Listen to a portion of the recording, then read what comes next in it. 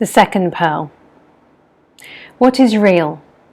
You will know what is real when you accept what is not real. Once we learn to challenge our stories, we get a sense of who we're not. Seeing that, we can become aware of the truth. We can see everything from an infinite point of view. You've grown accustomed to seeing yourself as a product of life and perhaps even as a victim of circumstance. By shifting your attention, you can see from another perspective. You are the artist of this creation. You are energy itself. By asking the question, what is real? We're challenging what we think we know. Nothing is quite as we imagine it. Again, think of the brain as a mirror. If our hands reached for an image in a mirror, we would touch glass, not the thing whose image it reflects. The mind uses information received by the brain to create a picture of reality. Thought is the reflection. If we tried to physically reach for a thought, we couldn't. We look in a glass mirror to get an idea of how our bodies look. We depend on an accurate reflection, but we always get some degree of distortion. The mind reflects the truth in its particular way. It sees through the filter of existing ideas and opinions. It sees what it has been taught to expect. To one degree or another, we're all perceiving warped reflections of the truth. Why is this important? Because as we discovered earlier, we identify ourselves with the mind. We're totally convinced we are the main character in the mind's reality. Imagine what would happen if the reflection became aware of itself. This would probably create a huge disturbance. What if you realized you weren't your thoughts and beliefs? That you weren't even me? It may not be easy to imagine. It may not seem like fun. Maybe you just find talking about minds, mirrors, and reflections disturbing. That's a good sign. It means you've just challenged a belief of some kind. You can deny the disturbance, of course, or you can recognize it and even take advantage of it. If you acknowledge that your mind is a mirror reflection of what is real and not a very accurate one, you can see that yours is only one interpretation of reality, one of more than 7 billion individual interpretations. Then you can experiment. You can put what the reflection is telling you in a reasonable perspective and move your attention to your senses. You can begin to notice how your body feels, emotionally and physically. Are those feelings coming from a memory? Are they reacting to an ongoing narrative? What are you telling yourself, and why? When you're not thinking, your body is free to feel without your interference. It will regulate emotional moods on its own. It will be able to tell you when something is physically wrong, and you will notice. You will be able to modify your habitual responses, like anger, indignation, and fear. Emotions will inform you, which is what emotions are supposed to do. No emotion should become addictive or chronic and sicken you. Imagine it, and it can happen. Imagine finding emotional balance automatically. Imagine checking your thoughts all the time, no matter what is going on around you. It sounds funny, but by not thinking so much, you'll bring yourself closer to answering the question, what is real? By perceiving without thinking, you'll notice what isn't real now and never was. Pure perception is not about what you tell yourself. It doesn't rely on what other people tell you. Stop thinking, and you're able to observe, listen, and feel. The truth is obvious in everything you see and experience. Be still for a moment. Can you hear the voice of me commenting on this moment? It might be explaining what you're reading right now, or planning to do when you stop reading or listening. It might be distracting itself making comments about someone else, what she did, what he said. Maybe it's enjoying conversations that haven't happened and are unlikely ever to happen. Your thoughts follow a storyline, often with a beginning, a middle, and an end. The story includes familiar characters, most of whom you think you know well. Your reality is populated by other characters, not so much by actual people, but the things you think you know about those people. Events happen, and the people exist, but your understanding of them is the stuff of dreams. We're all dreaming reality. When we're awake, our dream is typically based on real events, but we each interpret events differently.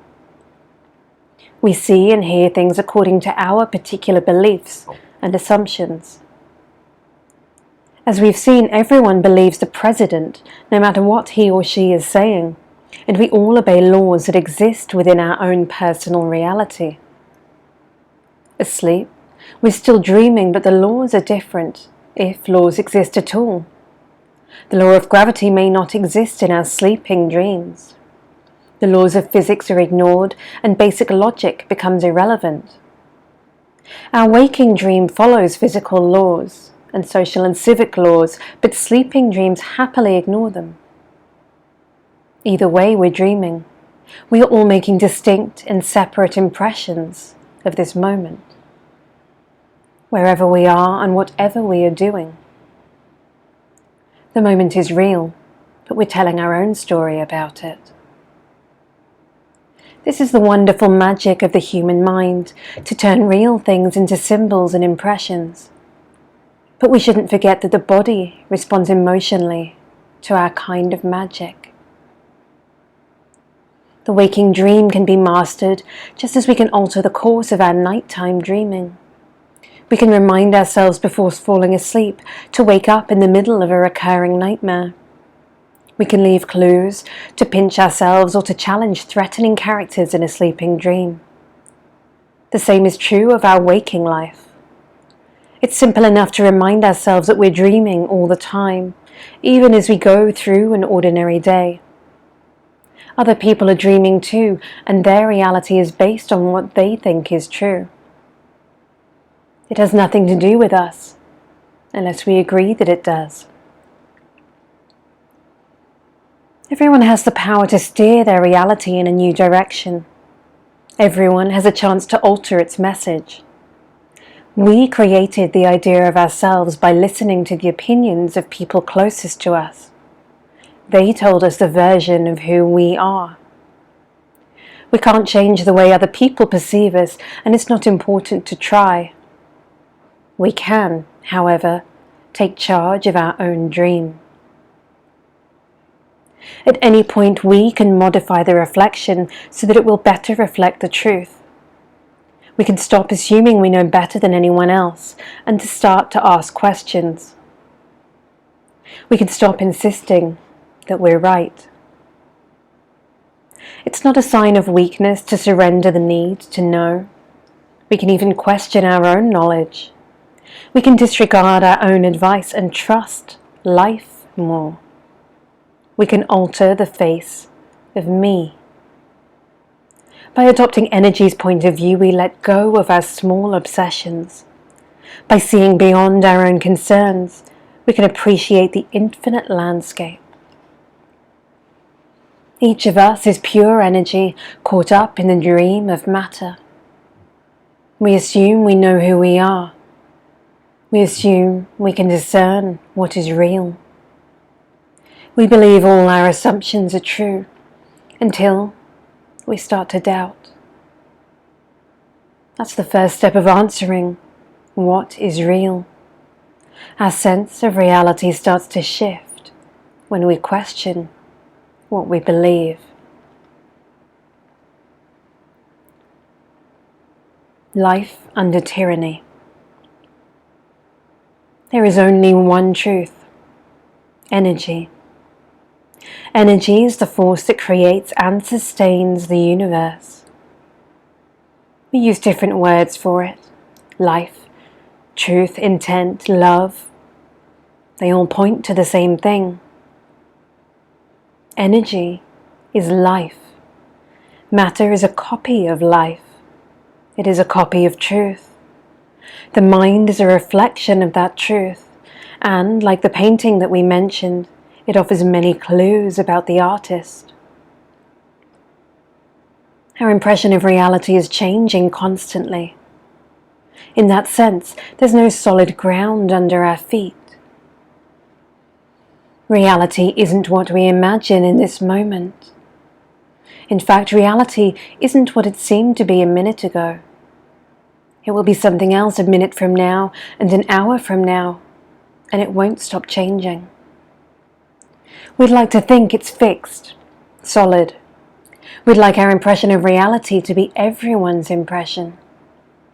We'd like to feel safe, knowing that the world is what we think it is. But impressions change, don't they? Everything is shifting, transforming, whether we notice or not.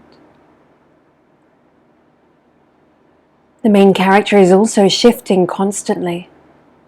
It all started when we were toddlers, learning to speak and then to think. Thinking is the act of talking to ourselves. We mimicked other characters, saying what they said and thinking what they thought, until we felt confident to narrate our own dream. The me that we first imagined wasn't the me that went to kindergarten, learning to interact with other me's. Me isn't what it was then, or what it became in college, or what it was when we first got married. The me who is now a parent can hardly remember the me who was single.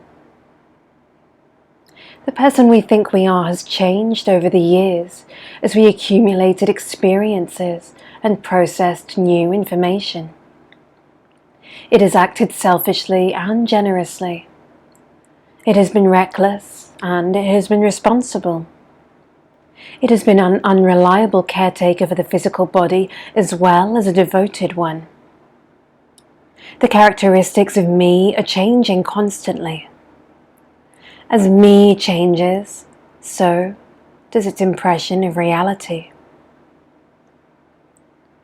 Every human sees reality a little differently, or a lot differently, from every other. Reality changes with our changing circumstances. Reality looks different according to where we're sitting, standing, or walking. If we take one step in any direction, our view of the world changes. Instantly, we can see things that weren't apparent before. If we lie down or stand on a ladder, we've changed our point of view of things. If we're riding a bike or driving a car, scenes fly by at different speeds. What we call reality is more of a moving picture show.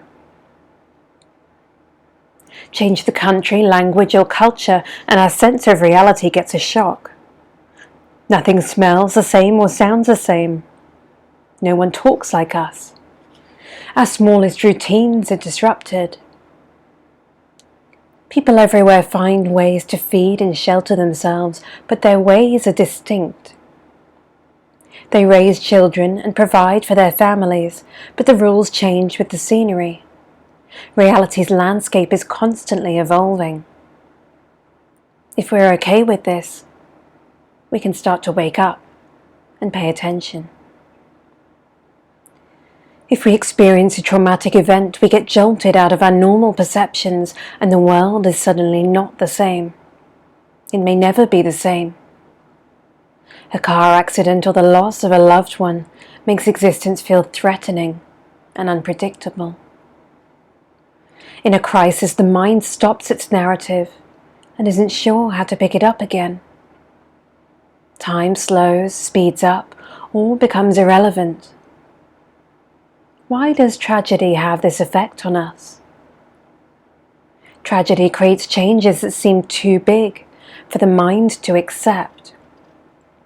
It struggles to put the old me into the context of a new reality. For a mind that hasn't learned to be a friend and ally to the body, the struggle usually ends in failure. We feel heartbroken and abandoned by life. The mind is an ally when it adapts to abrupt changes, whether those changes are tragic or gratifying. Our existence includes all events and all possibilities. Every experience is an integral part of being alive. All emotions are acceptable. We don't need to play a role or act out our feelings for dramatic effect. We don't need to follow the mind's programming responding to events the way we were taught to respond. We don't have to follow old laws.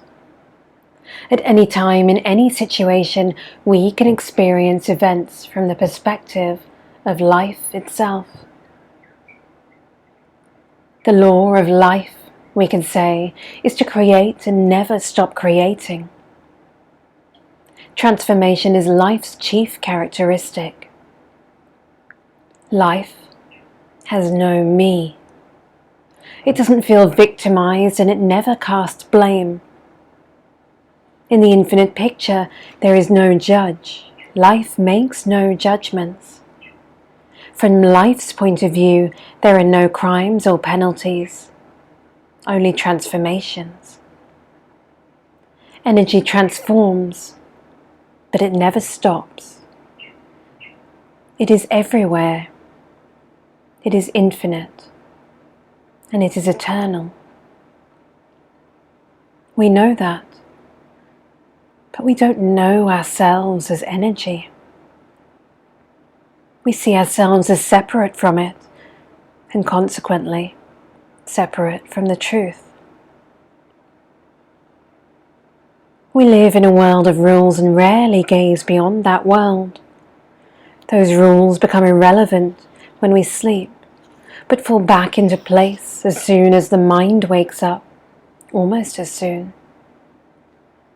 There is a moment before we open our eyes when we're not sure where we are or who we are. The moment passes quickly because we've learned to reconstruct ourselves automatically. We've done this so many times we don't even notice the process. We open our eyes and we remember, I'm home, or I'm still in a hotel. In Denver, I think. No, it's Monday. Oh, so I'm in Dayton. Having established where we are, we put together the pieces of who we are, and there are many, many little pieces. Again, this process is automatic and barely noticeable. We remember who we went to bed with and roll over to make sure. We remember what we were worried about when we went to sleep the night before and begin to worry again. We remind ourselves what reality we're living in and start the dream all over again. If we slowed the process down, it would probably be like reading a fairy tale to a child, sounding something like this. And then he remembered he was Timmy, who fell asleep under a willow tree after running away from his home, which stood on the edge of a village called. We put our personal story together in a fraction of a second, get the appropriate emotions on board, and then me is ready to face the day. If our sense of reality hasn't undergone any recent disruptions, most of us settle into a familiar pattern of thought and behavior. Of course, these are patterns that have been constrained by laws, our laws. Like little kids expecting to be bullied at school, we wake up most days with a vague sense of guilt. We've probably messed up somehow and can only hope that we didn't get caught. We hope we're not exposed as liars or pretenders. We hope we're not going to be judged or contradicted, and then we step out of the house armed with our best stories. With all our defenses, we still won't avoid conflict. We will surely clash with other opinions and defend other feelings. Even the best of us get defensive and even aggressive on occasion. Even the most even-tempered person can get provoked. Even the most honorable president acts unwisely now and then. We govern our world poorly sometimes, disappointing ourselves and the people we care about. Sometimes we may inadvertently start a war. As long as the war continues in our own heads, our relationships with others will be compromised. When we fail to get along with ourselves, our efforts to get along with other people will be frustrated. Our internal, private tyrannies grow into public tyrannies, and soon family members are fighting, friends fall out, and entire communities are in conflict. Everyone needs to be right. Everyone is yelling, and no one is listening. Listening is essential. We need to listen to ourselves first. It's important to learn our mind's particular language. Even silently, it uses words to accuse and demoralize the body, words it learned long ago. What an idiot, we say to ourselves. I'm such a dummy. I'm hideous. I'm a freak. Are we listening to this?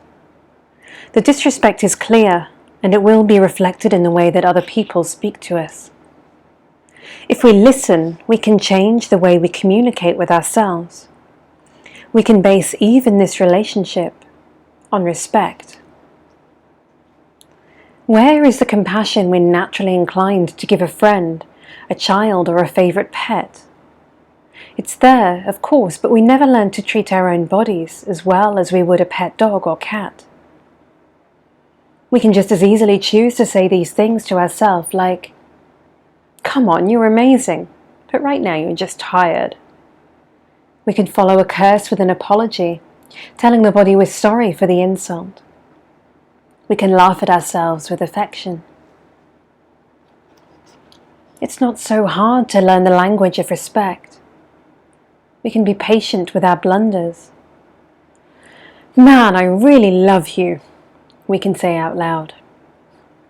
"You silly thing, you crack me up," is a fair response to an ordinary mistake. If we're fair to ourselves, we will judge the world fairly. If we keep our inner dialogue honest, we can build trust between the mind and body, the most important relationship there is.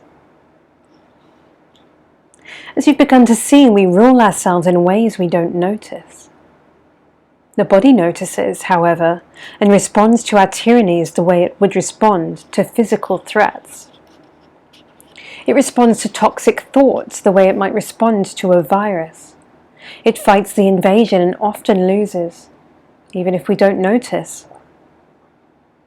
Self-judgment is an assault, and so is self-contempt. It's an attack on the body to pity ourselves, to worry, or to obsess. The most amazing thing about the body is that it recovers from most abuses on its own. Cuts heal, broken bones mend, diseases are attacked and defeated. When our planet changes temperature, it makes chemical adjustments and stabilizes. Our bodies do the same. However, if the assaults to the body are constant and long overlooked, the damage may be irreversible. Our attitudes about ourselves strike us physically, and so we need to play a different role. Each of us needs to be the peacekeeper, not the tyrant. We want to be conscious guardians of freedom for the human body that we occupy. We are adults now whose parents and siblings should no longer run our lives. Many of us are parents now, or perhaps even grandparents. We're in charge of our actions and our reactions. We're capable leaders in our own right. Then why do we insist on waging internal wars? Why do we build prisons for ourselves and make our bodies live within them? Why do we insist that other people must suffer with us? When we feel badly treated, we fight back. When our notions of reality are rigid, we feel trapped. Of course, we feel like running away. Naturally, we want to know what real freedom feels like. So what's stopping us? Getting out of jail. We all remember what it was like to be a teenager, sick of the indignities of childhood. We wanted to break away from our parents. We wanted to escape the prison of home and family. Some of you reading this may still be teenagers, but even in adulthood, most people have the impulse to break free of something. Even in old age, we want to exercise our independence. This impulse to be free is natural. But who is really standing in our way? No matter how unfair outside circumstances seem, feelings of oppression begin with us. We entertain some unpleasant ideas about ourselves. We hang on to irrational fears and create random superstitions. We tell ourselves we can't, we shouldn't, or else. We demand some kind of penance for having too much fun. We punish ourselves for breaking unwritten rules. We even make ourselves pay penalties for loving. Oppression exists. There are real prisoners in the world and actual prisons, but most people are oppressed by their own stories and fears. They're driven to despair by beliefs they refuse to abandon. They are nagged by voices only they can hear. No one can say what it is you demand of yourself, except you. No one thinks about ways to punish you, but you. So listen to yourself. Hear how you tell people you don't do that or eat that, or how you're not that kind of guy. Listen to your thoughts and hear how you browbeat yourself. You may sound like your father sometimes, or your mother, or your college maths professor. Mostly you sound like that character you invented to keep yourself in line. You sound like me. A strong desire for freedom usually begins in adolescence. All kids at some time or another begin to feel constrained and a little persecuted. Parents try to shape and protect their children, but kids reach a point when they resent them for it. They rebel, even if it means hurting themselves in the process. Society gets involved, but kids lose patience with its rules. Governments and religious institutions want to lead them in one direction or another. Breaking free of it all sounds appealing, but most people want freedom to be given to them. That won't happen.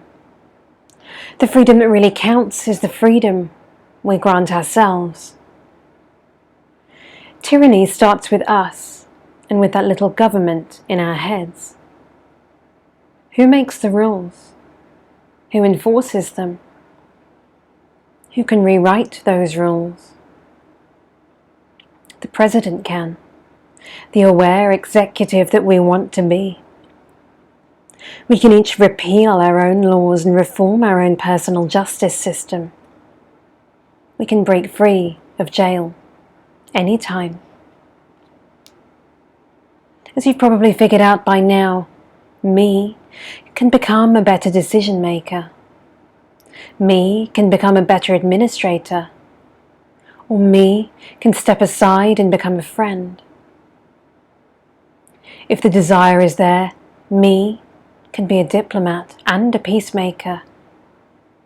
Me can ultimately be the savior you've been looking for. The diplomat. As we described earlier, humanity first organizes itself into families, then communities and cities, then states, and finally into countries and kingdoms. Each country has borders to keep out foreign intruders. Around the globe there are hundreds of languages spoken, making communication even more challenging. But countries need to communicate with each other. People need to gather and share ideas. They need to listen without judgment. Every country needs diplomats to do the job of reaching out and connecting with other countries. Every nation needs people who are skilled communicators and negotiators. Every human body could use an ally. What kind of mind is an ally to the human body? It's a mind that listens to itself and rejects thought stories of hate. I hate myself is an example of unskilled communication. Who is hating what? Are you hating your body or your circumstances? Are you dissatisfied with the effect you seem to have on other people? I hate you usually means someone in your life isn't obeying you. We can't control most people, and we shouldn't want to. Chances are they've practiced being their own kind of tyrant, strictly controlling themselves and managing everyone around them, just like you. An ally doesn't gossip or judge, the kind of things that are toxic to the body. So many of our thoughts are self-degrading, and so many of our commentaries make us suspicious and afraid of other people. Carla is such a snob, or Jimmy's such a jerk. May have sounded cool in high school, but where does it get us now? It gets us into the habit of complaining, for one.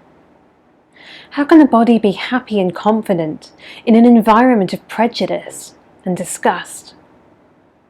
Judgments blind us to people's truth and push away our friends. Who can trust someone who judges everything so harshly? How can we even trust ourselves? Most of us didn't start life this way. We were born into families that spoke to us kindly. When we finally began to speak, we spoke like them. We soon found out that words brought us what we needed. Growing up with many people under the same roof, we learned to use words effectively to make our desires known. To keep the peace, we had to listen to other points of view. In school, our ability to use words got us good grades and made us new friends. College and the bigger world helped us to refine those skills as we learned to negotiate, to charm, to build trust and more. We learned the art of diplomacy. With a little diplomacy, we found we could fit into most social circles. Learning how to be diplomatic made it easier to get employment and to stay in positions of influence. We discovered that tact and sensitivity could bridge differences between people and resolve conflicts. Respect for others and for other realities could save us. At some point, we all had to learn the language of our profession. Every business has its terms and code phrases, and every workplace has a government of its own. Every generation uses its own idioms, and every region has its own dialect. People around the globe speak the language of their peers, their vocation, their fellow citizens, and their culture. We are all members of a species that need to communicate with words in order to survive. Good communication takes a willingness to recognize common interests and to make alliances. People are at their best when they feel they can trust each other, to listen, to agree, and to honor agreements. If we refuse to talk, how can we avoid hostilities? If we have no respect for other cultures, how can we excel as humans? It's in our nature to cooperate, and history tells us that peaceful coexistence is in the best interest of our species. And yet rulers sometimes invent conflicts. Leaders want more power. Nations overtake nations. We see how the world of politics works. But what about the world within us? How can we make things better in our own dream?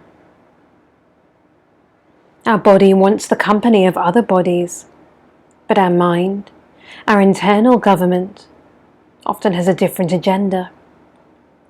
To avoid continuing conflicts within us, we need to use our diplomatic skills for a different purpose. The mind needs to make a treaty with the physical body it occupies. It needs to make new agreements, and it needs to honor those agreements. Mind and body need to sit down and talk. I promise I won't hurt you. Sounds odd at first, but it's an important message to give the body. I've put my self-importance above your needs, but I want to do better. I want to be a friend, not a tyrant. Say something like that a few times and you'll begin to recognize your neglect and abuses. You'll listen to your thoughts. You'll become a little more honest with yourself. You'll connect with something you've taken for granted most of your life, your human body. Turn your attention to this relationship. Talk out loud more often so that you can recognize repetitive words and attitudes. With patience, you'll begin to modify the voice in your head. The body can do its part in mending the relationship too. It needs to learn to wait before responding emotionally to everything you say. Give it permission to ignore your chatter. Give it a break from me. It will soon adapt to a style of leadership that shows restraint and good timing. The human body was meant to communicate effectively with life, even as events change and shift. As you achieve more awareness, you can allow that kind of communication. You don't need to interfere. As a result, your body will be less intimidated by management, and, with practice, it will be the equal partner it was meant to be. When the relationship between me and the body works well, all our relationships improve. We become more generous without trying. We don't have to play roles. We don't have to twist ourselves into shapes to please other people. We don't need lies or alibis. Authenticity will carry us through each moment and all moments. We are life, creating new dreams and remarkable beauty everywhere we go. We are also the emissaries of life, mending divisions and connecting people. The best leaders are plain-speaking communicators. They say what they mean and they mean what they say. We all have the ability to be clear and honest with ourselves. We don't need to accumulate any more superstitions, and we can eliminate the ones we have. Awareness and authenticity are a natural result of having a mind that respectfully communicates with the body, so the body can better commune with life. And what about getting along with other bodies, with other minds? Like all foreign relations, it helps to learn a language that their governments understand. By listening to others, we get a sense of how their realities work and who is in charge. It allows us to speak differently to them, rather than the people we would prefer them to be. When we were growing up, the unspoken message we got from our caretakers was, "Be like me." Has that become your message to the people around you? You can be a better diplomat in the world at large, but you need to start by shedding the habits that make you guarded, suspicious, and untrue to yourself. Your mind dispatches all communications. How is it representing the truth right now? The language that the mind speaks to the body is the language we speak to everyone we meet. Your words can be impeccable ambassadors, representing truth and intent, starting with the words you think. You give them that authority. No one else can. They have no meaning, no authority of their own. You determine whether words, even a word like me, serve your body or disparage it. You choose the phrases and ideas that shape your personal reality. At any time, you can decide whether they are serving life. Language is driven by our intent, the power of our will. Language can create a masterpiece out of the most modest dream. Ideas create a heaven for us to live in, or they keep us in hell. How do you communicate with yourself? Are you in the habit of delivering messages of outrage or fear? Do you invent excuses to be defensive? How does your body feel about that? When toxic messages are spoken out loud and often, we eventually crave the emotional results: fury, disappointment, alarm. By repeating messages of appreciation for ourselves and others, we develop an appetite for respect. Respect is a solution to humanity's problems, from global unrest to playground scuffles to the delicate balance of power that exists in our own minds. Respect opens the door to cooperation and understanding in any culture. Respect means we honor everyone's right to exist. Respect is the best part of love. Every one of us creates the kind of reality we think we deserve, but our human body deserves far more than we've given it. It deserves, above all, the happiness that comes from a sane and peaceful mind. Peace and sanity. A government is swayed by the mood of its citizens. Humanity as a whole is guided by the balance and composure of each of its members. Every person is an essential part of the body of humanity, and so your personal evolution counts. It matters. How people rule themselves privately extends outward. How we rule ourselves is reflected in the way we are ruled. This is how the human dream works, and it changes by the will of each human, with time and practice. Our personal dream can change whenever we say so. Sure, it may take a little effort, but not as much as it took to become our own petty tyrants. Me began when we first learned to talk and has consumed our attention ever since. Most of us can't imagine ourselves without a main character. We find it difficult to imagine a moment or two without our own voice chattering in our heads. Most of us think we'll never be free of our relentless thinking, which is a problem, but solving problems is the mind's special talent. By giving some attention to our inner narrative as we go through the day, we can make real changes. Thoughts will respond. Words will obey. By directing our efforts towards mental peace and calm, we can rise above the noise. We all know that it's not enough that other people want us to change. We have to want it too. Desire is a motivating force, a way to direct energy consciously. We often think we have to wait for desire to come to us. We think we have to be in the mood before we act. If we always waited for the right mood, nothing would change. Action is vital to our evolution, as it is to life. We need to keep growing, changing, and challenging our beliefs. If reality was a car, desire would be the gas pedal. Step on it, and the car moves. Press harder, and it moves faster. Desire generates and directs energy. It's ours to play with. If we're not feeling the desire, then we can summon it. Whatever spiritual teachings say about desire, it fuels our actions, for our own good or for ill. Desire moves us in one of two directions, and it's important to understand the difference. Ideally, desire moves us toward passion, the power of love. Loving what we do leads to inspiration.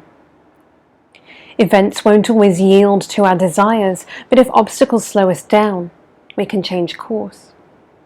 We can redirect our energies without resentment or frustration. It does no good to push against other people's wishes or to find faults with other realities. We can move forward in other ways, and new directions bring unexpected opportunities. Desire guides our passion and inspiration. Inspiration leads to creativity. Desire can also drive us over a cliff. It can lead to obsession. Putting the full power of attention on one object of desire makes us fanatical, meaning we want something so much that we can't see anything else. This goes way beyond a passion for football or a love for punk rock. Who hasn't been enthralled by an idea, a philosophy, or a person? In time, nothing else matters. We could be desperately hooked on drugs or alcohol, ignoring countless warnings and offers to help. However, we become fixated, we risk losing touch with the ones who love us, and our own power is squandered and misused. How do we tell whether our desires are inspired or obsessive? Inspiration leads us to create new things and new realities. Obsession leads to many types of destruction. When we're obsessed, we can't see clearly and we can't react freely. We may starve a good relationship or ruin a promising career. We compromise our health and sanity. Soon enough, obsession will devastate our world and many of the people in it. It's easy to become fanatical without knowing it. We can mistake it for healthy enthusiasm until we look around and realize how much was lost while our attention was diverted. Our desires can take us into dangerous terrain, but desire can also bring us back to peace and sanity. Desire pushes humans toward greatness and creativity. Passion inspires ideas and innovations. It stirs the flames of romance and seals lifelong unions. We're talking about getting back to sanity. So does that mean we're insane? Well, sure. Each of us knows how irrational we can get sometimes. So let's be as honest as we can. Let's look at some of the things we do. We believe almost everything we hear and everything we think. We can rarely tell the difference between real and unreal. We walk through a world of living things and actual people, but respond primarily to a virtual one. We let thoughts guide feelings. We judge, but we're unwilling to be judged. We take everything personally, as if only me exists. We build hierarchies of importance, ranking some humans at the top and some at the bottom. We want love, but we use love as a weapon against ourselves. If we're even willing to show contempt for the body that made all of our dreaming possible, we must be crazy. When we wake up and see things as they are, it feels like being sober at a party full of drunks. Imagine being at a big boisterous affair where all the guests have been drinking for a long time. Their actions are senseless, their words are reckless. Gossip starts and the poison spreads quickly. We could say that all of humanity is at this party, where rumors run wild, feelings get hurt, and reactions get violent. The spectacle is a strange one if you're not drinking. If we're not drunk, we have the advantage of seeing what's happening around us. We see how everyone is intoxicated, and they think the other guests don't notice. At an actual party, the level of chaos depends on how much alcohol people have consumed. In this metaphorical party, the degree of insanity depends on how much false information people accept and absorb. It depends on how superstitious they are and on how much they lie to themselves. Superstitions are beliefs that have authority over our thinking. We give them that authority, of course. If we put faith in an idea, it will determine the way we think and behave. This isn't just about worshipping or believing in old wives' tales. Most people's superstitions are more subtle than that. Believing that words have power over you is a superstition. Words have no power except the power you give to them. It's superstitious to believe in all the little lies you tell yourself. It's superstitious to believe that life is rewarding you for good behavior and punishing you for breaking the rules, just the way your parents did. It's superstitious to think that truth can be lost or destroyed. It's superstitious to imagine that truth is somewhere outside of you, unreachable and mysterious. Most of humanity is driving under the influence of one superstition or another. We may still believe what our parents have been telling us since infancy. We believe what our ancestors believed. We believe what everyone else believes. Most of all, we believe ourselves. Humans are thinkers, philosophers, and they use language to communicate ideas. They use sounds and symbols to inform themselves and to teach each other. We are all scientists, searching for the truth. Of course, we usually settle for a best guess based on the information available to us.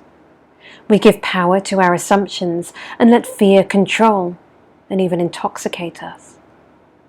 Throughout our time on Earth, we've looked at the stars to predict the future. Until recently, humans were nearly helpless at night, depending on the moon's light. Without it, we were unable to hunt, to travel, or to do battle. An eclipse might have signaled the end of the world. Any disturbance in nature might have seemed like punishment from the heavens. In our fear, we concluded that the gods were laughing at us, or that demons controlled the earth and the sky. Earthquakes were a sign of God's wrath. Floods were a sign of another god's indifference. Ending a drought required a sacrifice. Rain required a feast. Fear works like a virus in the human dream. We contract each other's fears and make them our own. We give power to ideas. We catch cultural viruses and we spread them. When we're sober and sane, the effect of superstition on humanity is obvious. We see how one person can make a suggestion and other people react as if it were truth. We see how contagious ideas can be. An adept communicator can sway a crowd. One person, reacting in anger and making a case for fear, will inspire 1,000 others to follow. One cries, "Fire!" and 100 others will panic. Superstitions corrupt human imagination. Without superstition, imagination can bring great visions into being. Imagination encourages evolution, but it needs to be kept safe from the influences of fear. It's not so hard to wake up and be sane. The folly can end with us, one dreamer at a time. Each of us can sober up and observe the party of the revelers. We can see how many people deliberately choose to stay drunk. We can see how much poison they're willing to tolerate and ask ourselves, is that how I want to live my life? Am I really so afraid to be conscious and fully aware? We can see how drunk we've become and say no to common fears and superstitions. We can end our addictions to worry and to drama. Wake up. Open your eyes and see life in front of you and everywhere. Use your attention, your brain's most remarkable power, to see the truth in people.